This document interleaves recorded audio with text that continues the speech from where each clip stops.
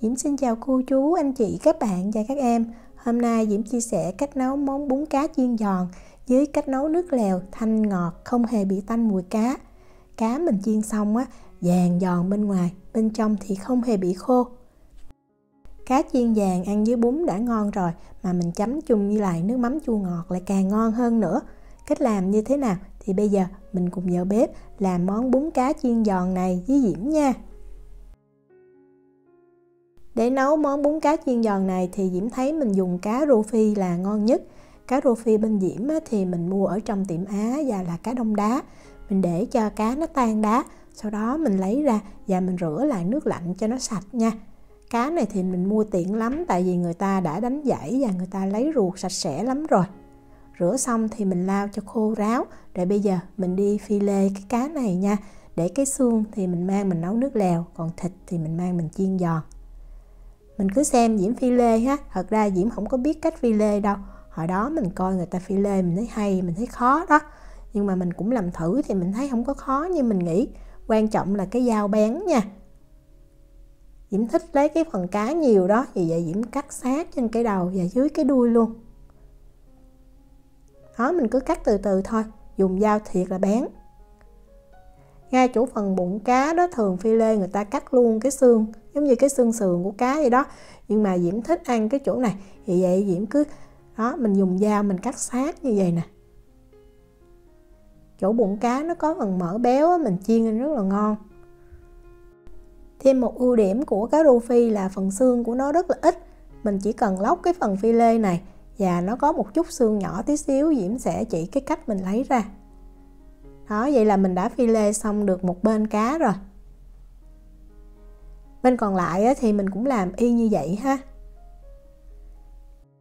Theo công thức này thì mình nấu được 3 tô, tức là 3 phần ăn thì mình cần một con cá rô phi 700g là được. Nhưng mà Diễm thích ăn cái cá chiên nhiều đó, thịt cá phi lê, vì vậy Diễm nấu 2 con luôn. Mình nấu một con vẫn ngon nha. Cái này là đầu cá và xương cá, mình để sang một bên, tí xíu nữa mình mang mình đi nấu nước lèo. Còn cái phần phi lê thịt cá này thì mỗi con cá 700g phi lê ra thì Diễm cân được là 300g thịt cá. Cái này 2 con thì Diễm cân được 600g.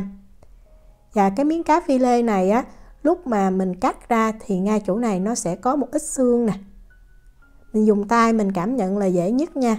Đó, thì mình lấy cái nhíp hoặc là cái đồ gấp mình gấp cái phần xương này lên. Rất là ít, không có nhiều đâu. Ngay chỗ đầu của miếng phi lê này thôi. Làm cho cẩn thận, tại vì nếu mà mình làm cho em nhỏ ăn đó. Rồi mình cắt ra thành từng miếng ha. Cái độ dày của nó khoảng 1 lóng tay là được. Sau khi cắt cá xong thì mình mang mình đi ướp luôn. Thì như Diễm nói đó, 2 con cá thì Diễm lấy được là 600g thịt phi lê. Còn nếu một con là 300g thì mình ướp 1/3 muỗng cà phê muối.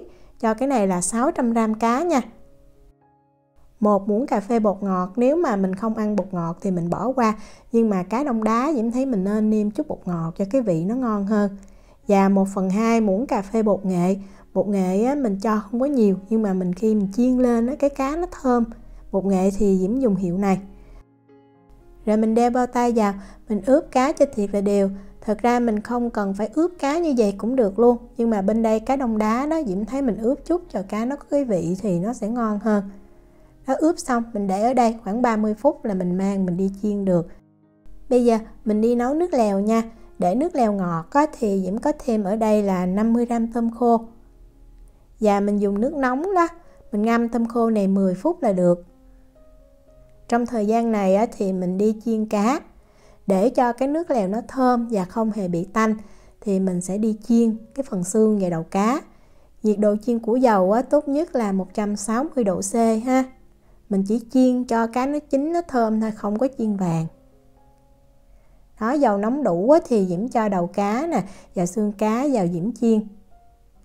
Bếp có 9 số thì lúc này Diễm cứ để số 7 thôi.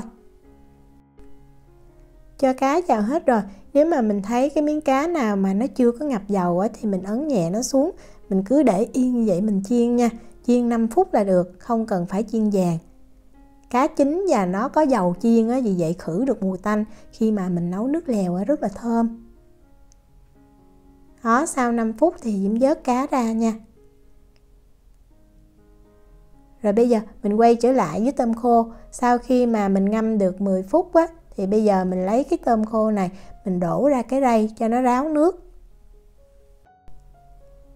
Để tôm khô ở đây, bây giờ mình đi chuẩn bị thêm những cái nguyên liệu ăn kèm. Đầu tiên á, thì mình có hành lá, mình cần khoảng 50g. Và hành lá đó có phần đầu trắng này, thì bây giờ mình cắt ra, mình để chút xíu nữa mình nấu cái nước lèo. Còn phần hành xanh á, thì mình cắt nhỏ nha. Và một trong những loại rau ăn kèm với món bún cá này để làm tăng thêm hương vị, đó chính là rau cần nước. Mình cần 100g. Rau cần nước này hồi xưa ở Việt Nam á, Diễm thấy mình mua cái cọng nhỏ và có lá rất là ngon. Trong khi bên đây thì Diễm chỉ tìm được cái loại này thôi. Mình rửa cho sạch ha, sau đó mình cắt từng khúc khoảng 2 cái lóng tay là được. Thêm một loại rau nữa đó chính là rau thì là, mình cần khoảng 20g. Thì là mình cũng rửa sạch, sau đó mình cắt nhỏ nha. Và để nấu nước lèo cho thơm á, thì mình có thêm ở đây là 20g hành tím. Mình gọt vỏ và cái củ hành tím này thì mình cắt ra thành 4 lát. Để tạo vị chua cho cái nước lèo thì mình cần thêm cà chua. Ở đây là 300g, nếu mà không có cân thì mình làm 3 trái. Mình lựa cà chua chín đỏ thì khi mà mình nấu cái nước lèo nó màu vàng và cà chua nó nhừ nó cũng ngon. Đó, mình bỏ cái cuốn rồi mình cắt cà chua ra làm tư ha. Để cho cái nước lèo nó thiệt là dậy mùi á, thì mình có thêm mắm tôm. Mình cần 1 muỗng canh, Diễm cân là 20g. Mắm tôm thì bên Diễm chỉ có cái loại này thôi. Mình để sẵn mắm tôm ở đây nha, để chút xíu nữa mình xào cà xong là mình cho vô liền. Bắt một cái nồi lên bếp nè. Bây giờ mình cho vào đây 1 muỗng canh dầu ăn. Mình có thể lấy cái dầu chiên cá đó mình cho vào cũng được ha. Rồi cái đầu hành trắng hồi nãy mình cắt ra đó, mình cho chung với hành tím. Rồi mình bật lửa lên, mình để lửa trung bình. Và bây giờ mình phi cho cái hành này nó thơm. Mình thấy nó vừa vàng và thơm là được. Thì mình lấy tôm khô đó mình cho vào. Và mình xào cái tôm khô này cho nó thơm. Mình thấy tôm khô nó thơm và nó khô ráo. Mình giữ lửa trung bình đi nha, đừng có để lửa lớn dễ bị cháy đó.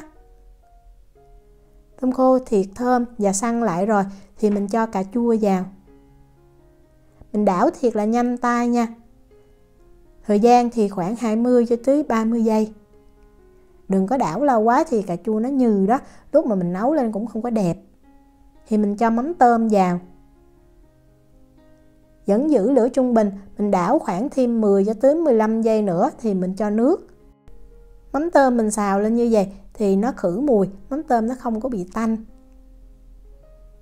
Đó, Diễm thấy mùi thơm rồi thì mình cho vào đây 1,5 lít nước ha. 1,5 lít nước này là mình nấu được 3 tô. Rồi mình bật cái lửa lớn lên và mình nấu cho cái nước nó sôi. Khi nước sôi thì bắt đầu nó có bọt cũng nhiều á, mình hớt sơ bọt đi ha. Rồi lúc này mình mới lấy cá mà mình đã chiên nó mình cho vào. Lưu ý là nấu cá lúc nào nước cũng phải sôi ha, hoặc là dầu nóng chứ không có dùng nguội hoặc lạnh thì làm cho cá nó bị cái mùi tanh. Đó, cho cá vào thì vẫn có bọt nhiều đó, Diễm hớt bọt sơ thêm một lần nữa và Diễm nêm luôn. Diễm nêm vào đây 10g muối là 1 cộng 2/3 muỗng cà phê. Đường thì Diễm cho 5g là 1 muỗng cà phê. Còn nếu mà mình không có thích cái vị ngọt của đường thì mình bỏ qua. Và bây giờ mình giữ lửa trung bình, mình nấu nồi nước lèo này 20 phút nha. Món này thì mình nấu rất là nhanh. Sau 20 phút á, thì bây giờ Diễm nêm thêm bột nêm gà. Diễm cho 1,5 muỗng cà phê là 6g. Mình có thể nếm lại nha. Diễm thấy cái vị của nước lèo này thì nó thanh, nó ngọt, nó không phải thiệt là đậm đà như cái kiểu nấu món bún nước của người miền Nam. Đó, để cái nồi ở đây. Bây giờ mình đi chiên cá. Diễm lấy một cái túi nè. Bây giờ mình lấy cá và mình cho vào đây để mình cho tí xíu bột mình tẩm. Thì như vậy khi chiên á, cá nó giữ ẩm, nó không có bị khô. Nếu mà mình làm một con cá thì mình cho hết vào trong túi và mình cho vào 1 muỗng canh tinh bột khoai tây hoặc là bột năng tinh bột bắp cũng được luôn. Còn Diễm làm 2 con cá đó, vì vậy Diễm chia ra làm đôi. Mình không có nên xóc bột nhiều ha, nó không có thấm đều. Đó, mình túm cái túi lại để cái bọng khí như vậy và mình lắc thiệt là nhanh. thì cá nó thấm đều bột. Và sau khi tẩm bột xong thì mình mang mình đi chiên liền ha. Và Diễm thấy cá này khi nào ăn mình hãy chiên, và chiên là mình ăn liền là ngon nhất. Nhiệt độ để chiên cá này thì cũng 160 độ C, 320 độ F. 300g cá thì Diễm thấy mình chiên 1 lít dầu, mình cho hết vào như vậy. Vừa cho cá vào thì mình đừng có đảo đều nha, tại vì dễ làm nát đó. Khi mình thấy cá bắt đầu nó nổi lên như vậy, nó săn lại thì mình đảo nhẹ để tránh cho cá nó bị dính với nhau. Và mình cứ giữ cái lửa trung bình đó, mình chiên cho đến khi cá vàng thôi. Thời gian thì khoảng 10 phút, Diễm có canh. Đó, mình thấy miếng cá nó săn lại và nó vàng như vậy là được. Lúc mà mình vớt ra thì Diễm thấy cá nó sẽ vàng thêm một chút nữa. Đây là cá mà Diễm đã chiên xong rồi nè. Cái này là 2 con cá nha, tại vì chiên lên ngon quá đó, cho nên Diễm phải làm 2 con mới đủ. Đó, mình thấy miếng cá vàng giòn bên ngoài, và bên trong cái thịt cá nó không có bị khô. Cá rô phi nó đặc biệt là chỗ đó. Và mình chiên xong thì mình ăn liền, mình cho vào bún cũng ngon, và mình chấm nước mắm chua ngọt cũng ngon luôn. Bún để ăn kèm cái món bún cá này thì mình nên dùng cái bún sợi nhỏ nha. Bún thì Diễm dùng hiệu này, và 3 phần ăn thì Diễm luộc nửa cái gói bún. Mình cứ luộc như trên cái bao bì nó hướng dẫn là được ha. Diễm luộc cái bún này thì nước sôi Diễm cho vào và Diễm luộc 10 phút. Sau đó Diễm xả lại nước mát và Diễm để nguội thôi. Ăn kèm món bún cá này ngon nhất là mình có thêm ớt sa tế. Đây là công thức ớt sa tế Hồng Kông, Diễm có chia sẻ rồi. Mình tìm lại trên kênh YouTube của Diễm là thấy nha. Ớt rất là thơm, và mình làm xong mình cứ bảo quản trong hũ như vậy được rất là lâu. Còn nếu mà mình thích chấm cá với lại nước mắm chua ngọt theo kiểu miền Nam thì bây giờ Diễm chia sẻ cách làm. Đầu tiên mình có 2 muỗng canh đường nha. Tiếp theo mình có 2 muỗng canh nước sôi. Nước sôi mình khuấy cho đường nó dễ tan, và khi mình pha nước mắm nó cũng không có bị tanh. Mình khuấy cho đường tan thì mình cho nước mắm vào. Nước mắm thì tùy cái độ mặn đó, Diễm cho 3 muỗng canh nước mắm. Mình nên cho trước 2,5 muỗng canh thôi, rồi mình nếm lại, nếu mà mình thấy chưa đủ cái vị mặn thì mình cho thêm. Và cuối cùng là mình có 2 muỗng canh nước cốt chanh. Cái nước mắm chua ngọt mà, vì vậy nước cốt chanh sẽ nhiều hơn. Diễm thấy thường mình cho nước cốt chanh vào mình nếm, nếu mà mình thấy cái vị ngọt quá thì mình mới thêm nước mắm thêm. Rồi mình cho thêm 2 tép tỏi băm, và ớt thì tùy mình thích, cũng là ớt băm. Diễm thấy để tỏi ớt mà nổi lên trên mặt nước mắm thì mình pha nước mắm xong mình khoan, hãy cho tỏi ớt vào. Mình băm tỏi ớt mình để sẵn, cho tỏi ớt nó khô ráo chút xíu thì mình cho vào nước mắm nó nổi lên rất là đẹp.